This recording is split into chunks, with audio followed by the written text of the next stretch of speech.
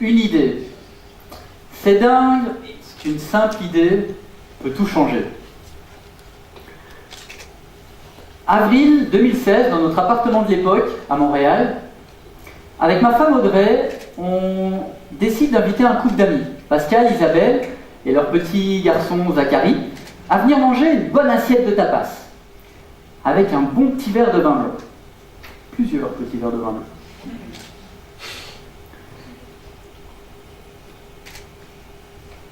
On voit que là il y a une cheminée, on avait fait un beau petit feu de bois, une musique d'ambiance, et des conversations où on refaisait le monde.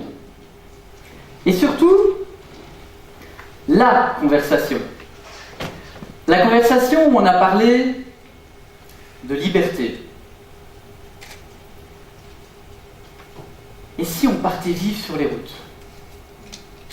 Et si on partait vivre sur les routes dans une caravane américaine?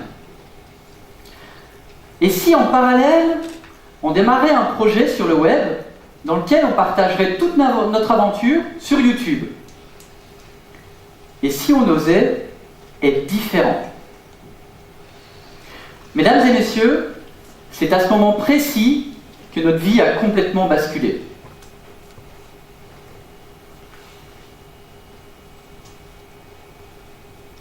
C'est à ce moment-là qu'on a commencé à réfléchir à comment on pourrait mettre en action toutes les idées qu'on avait eues. 2 semaines, ça n'a pas pris plus de 2 semaines pour avoir notre nouvelle résidence principale. Je vous présente Liberty et No Limit. 16 mètres de long, 35 mètres carrés habitables, 2 chambres, une salle de bain, une cuisine et même 2 toilettes pour évacuer le négatif. Une famille, ma femme Audrey, ma fille Eleanor, mon fils Timothy et moi-même. Ils auraient voulu être là aujourd'hui, mais c'était un petit peu compliqué pour l'organisation, donc ils sont restés à la maison. Notre pilier, une chaîne YouTube, avec aujourd'hui un petit peu plus de 60 000 abonnés. Donc ça s'appelle la Famille Cos, si vous voulez aller voir, parce que je ne peux pas tout dévoiler aujourd'hui. Projet dans lequel très peu de gens croyaient en nous. Très peu de gens croyaient qu'on allait réussir et quasiment tout le monde nous disait « Vous ne pourrez jamais vivre de ce projet ». Aujourd'hui, c'est notre réalité. C'est notre réalité, mais pour y parvenir, on a dû faire face à un nombre incalculable d'obstacles à surmonter. D'ailleurs, on en surmonte encore aujourd'hui, et ça ne s'arrêtera jamais. Pourquoi? Parce que dans n'importe quel projet, il y en a des obstacles à surmonter. Il ne faut pas essayer de les éviter.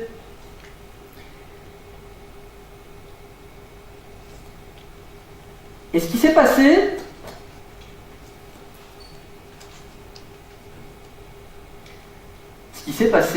c'est que j'ai un trou de mémoire. Et ça, c'est ce qui arrive quand on fait des choix malgré des incertitudes.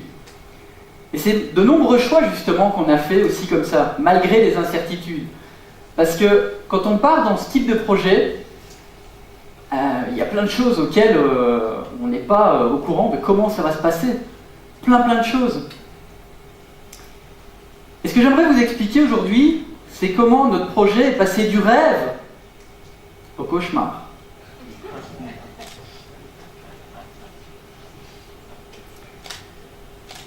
On est la semaine du départ, le 23 septembre 2016, et on est vraiment très excités, et à la fois très stressés, parce que, comme je vous disais, il y a beaucoup d'incertitudes, il y a plein de choses qu'on ne sait pas. On fait 11 tonnes avec la caravane, 16 mètres de long. Alors j'ai le permis poids lourd, mais ça faisait longtemps que je n'avais plus manœuvré ce type d'engin. On prend la route, notre visa, parce que pour la petite histoire, on était au Canada, et notre visa canadien se terminait. Donc on était là en tant que touriste, et on prend la route vers les États-Unis. Par contre, on avait plein de doutes, parce qu'on était contents. À nous, le rêve américain, Par contre, est-ce qu'on va pas avoir un problème avec la caravane? Est-ce que, en arrivant aux douanes, est-ce qu'ils vont nous accepter de nous tamponner les 6 mois qu'on voulait pour pouvoir profiter 6 mois des États-Unis? Est-ce que notre projet professionnel va fonctionner? Est-ce que ça va, nous rapporter l'argent qu'on avait espéré avant que notre réserve d'argent soit complètement épuisée? Donc on est parti cette première journée avec tous ces doutes. Nous voilà arrivés aux douanes américaines et on était assez stressés parce que, je sais pas vous, mais nous on nous avait dit que les Américains aux douanes, ils sont vraiment pas sympas, quoi. Ils sont froids et puis nous on a eu de la chance, on est arrivé sur quelqu'un très souriant. C'est peut-être la famille, ça, les enfants ça aide beaucoup, hein, c'est un passeport. Bon, faut pas en faire rien pour ça. Hein, mais... Et finalement tout s'est bien passé. Il a mis les tampons. 6 mois. On était tellement contents, on reprend la route, et on était très contents, mais en même temps on était distraits, j'ai envie de dire. On arrive à un croisement, un Y, et le GPS nous dit de prendre la rue qui va vers la gauche, et on ne comprend pas bien ce qu'il nous dit, on prend celle qui va vers la droite, une montée qui est à sens unique et interdite aux poids lourds, qui va vers un village qui est lui-même interdit aux poids lourds.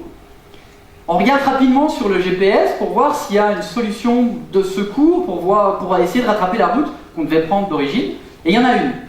On la prend et là, grave erreur. Grave erreur, pourquoi? Parce qu'on arrive dans une route qui est comme ça. Encore une fois, je vous rappelle, on fait 11 tonnes. Et là, je ne sais pas qu'est-ce qui se passe. Je me mets vraiment à stresser, à paniquer. Et je suis vraiment très énervé. Et là, je crie. Mais qu'est-ce qu'on fout sur cette putain de route? Désolé pour l'expression, mais c'est ce qui est sorti à ce moment-là. Ma femme répond, mais freine, chérie, freine!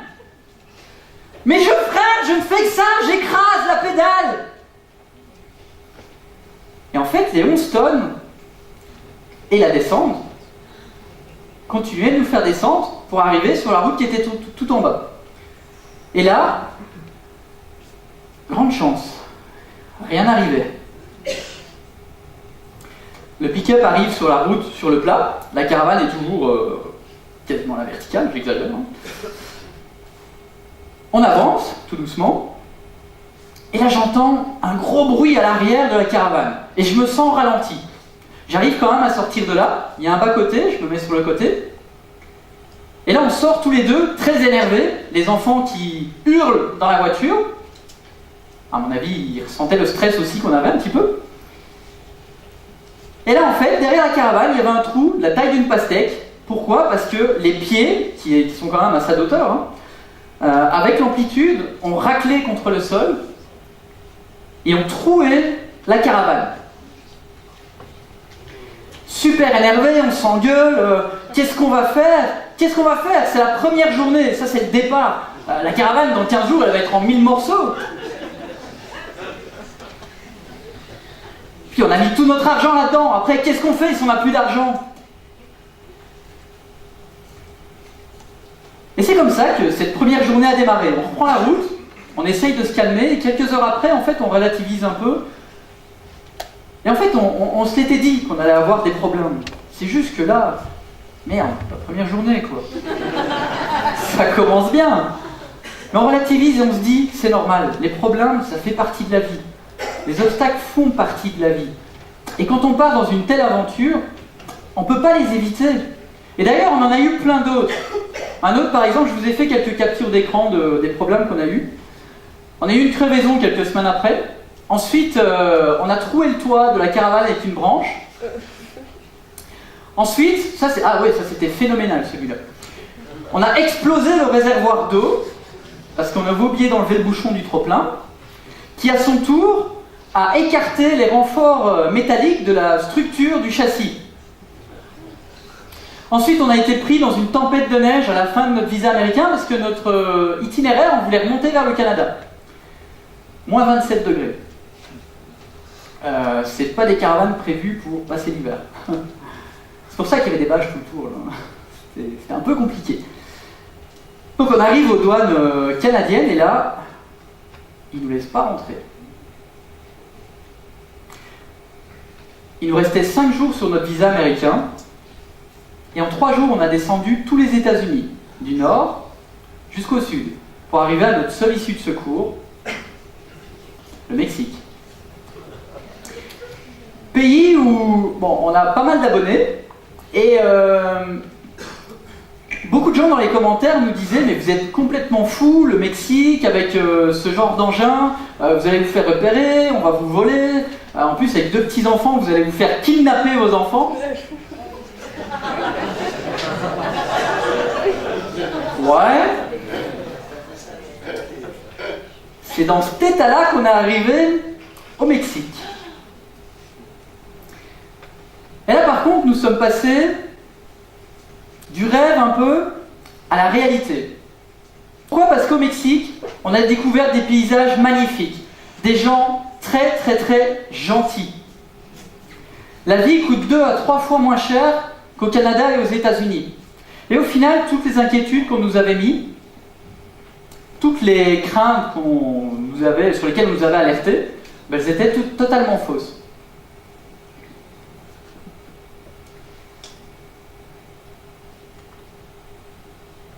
Et on a été naïfs, on a été fous, c'est vrai, tout le monde nous l'a dit.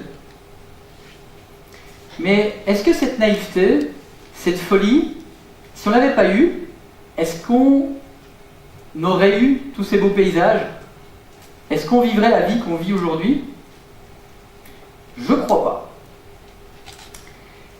Et cette naïveté, on l'a depuis le tout début, parce qu'on avait à peine 1000 abonnés, et en fait, on était allé voir les concessionnaires dans l'objectif de se faire commanditer un pick-up à 80 000 $. Donc on voulait, en échange de visibilité sur nos vidéos, avoir un pick-up à 80 000 $ alors qu'on avait 1000 abonnés.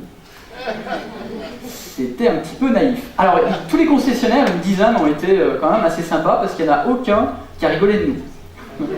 Devant nous, en tout cas. Et finalement, on comprend qu'ils aient refusé, mais on a gardé cette naïveté, et après on est allé voir un YouTuber qui avait un peu plus de 200 000 abonnés, enfin on lui a envoyé un message, il ne nous connaissait pas, on ne le connaissait pas, et on s'est dit, bon, on va lui demander, voir s'il veut bien parler de nous dans une de ses vidéos. Un peu naïf quand même encore, mais il a accepté. Et du jour au lendemain, en un claquement de doigts, 2000 abonnés de plus. Waouh! On était super contents. Et tout ça pour vous dire que, en fait, quand on suit cette folie, quand on suit cette naïveté, bah, il peut arriver de belles surprises qui ne sont pas prévues. Et ça fait partie des belles surprises. Belles surprises aussi, parce qu'au jour d'aujourd'hui, c'est les marques qui viennent à nous et qui nous payent pour qu'on parle d'eux dans nos vidéos. Demain, on est samedi, ouais, donc demain dimanche, on va passer sur M6 dans le grand format, 66 minutes, et on est super contents.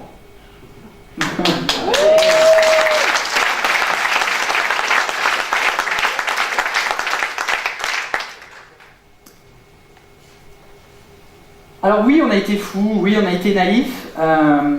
Notre réussite, on la doit en grosse partie grâce à ça, mais il y a plein d'autres clés aussi qui servent à réussir. Des clés que vous avez entendues parmi tous ces conférenciers qui ont intervenu aujourd'hui. Donc je ne vais pas en fait vous énumérer toutes les clés, je ne vais pas les détailler non plus, je vais juste vous en partager quelques-unes. C'est de croire en soi, croire en ses projets, c'est d'être passionné par ce qu'on fait, c'est super important, c'est de prendre ses responsabilités pour tout ce qui nous arrive, les échecs mais aussi les réussites. Et c'est savoir aussi surtout qu'est-ce qu'on veut. Depuis le début, nous, qu'est-ce qu'on voulait? On voulait gagner notre vie grâce à notre aventure et ressentir une certaine liberté. Aujourd'hui, c'est ce qu'on a réussi à avoir. Et les réseaux, ce que je veux dire, c'est notre cercle d'influence. Le cercle d'influence, c'est super important parce qu'il peut nous élever, ça peut être un tremplin pour nous. Alors tous ces points-là, ça ne peut pas être une finalité. On ne peut pas, personne ne peut dire « moi je suis tout le temps responsable, je suis toujours passionné dans tout ce que je fais.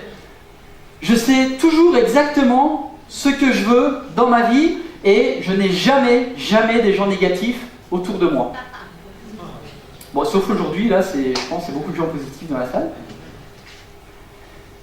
Mais tout ça pour dire qu'en fait, on a réussi grâce à l'idée de base, l'idée folle qu'on a eue. On a réussi aussi parce qu'on a fait des choix malgré les incertitudes. Et grâce à toutes ces clés. Et aujourd'hui, j'aimerais vous poser une question. Et vous?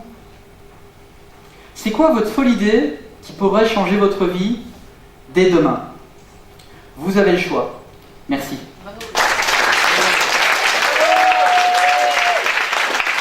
Attends, Sébastien. Bien. Parce qu'elle était stressée, hein, donc ça s'encourage. Encore un peu plus. C'est plus facile de faire des vidéos, hein. Ah, c'est bizarre parce qu'en vidéo, je prends ma caméra, puis je suis là comme ça, je peux parler simplement et tout. Mais devant un public, c'était la première fois ce soir. C'est différent. Et c'est très différent. C'est la première. Merci. Mais oui, mais on en avait parlé. À la limite, il serait arrivé comme ça, ça aurait été plus naturel pour toi. Peut-être. Enfin voilà, je pense qu'ils Ça ont s'est bien passé. approuvé, apprécié et surtout, allez évidemment gonfler les 60 000 personnes qui te suivent, qui vous suivent sur la Qui Family nous Cost. suivent. Qui vous suivent, Family Cost. Voilà Sébastien, merci beaucoup. Merci beaucoup. Merci à toi.